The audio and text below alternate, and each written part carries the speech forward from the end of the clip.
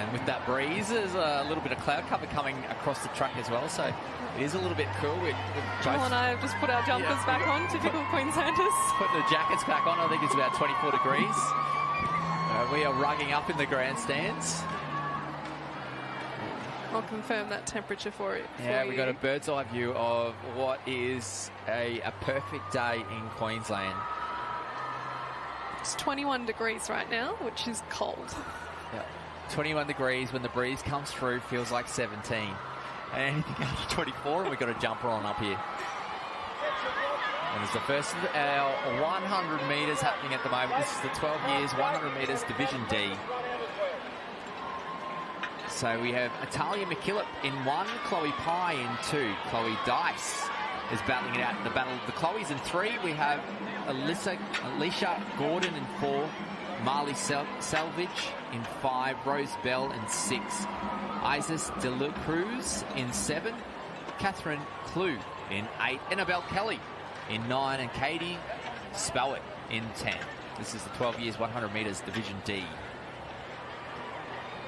I think the one to watch in this race today will be Alicia Gordon from NBC.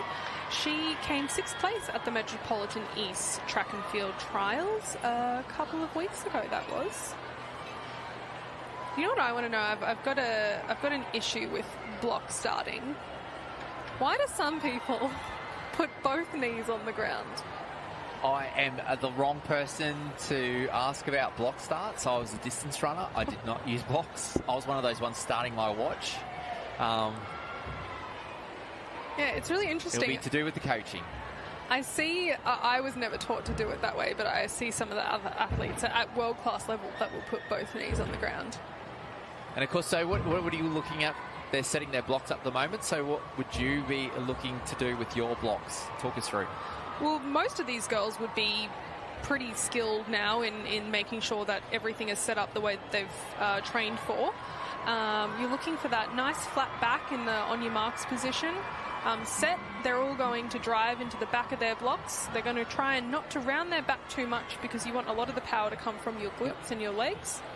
And then they're just going to try and react to the gun as quickly as possible. Of course, the glutes, the biggest muscle. Your legs made up of many small muscles.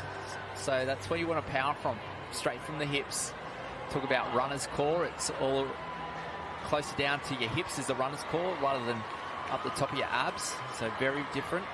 And, of course, pumping those arms as well. Yeah, absolutely. You really want to fire off those arms and push that elbows back. Here they go.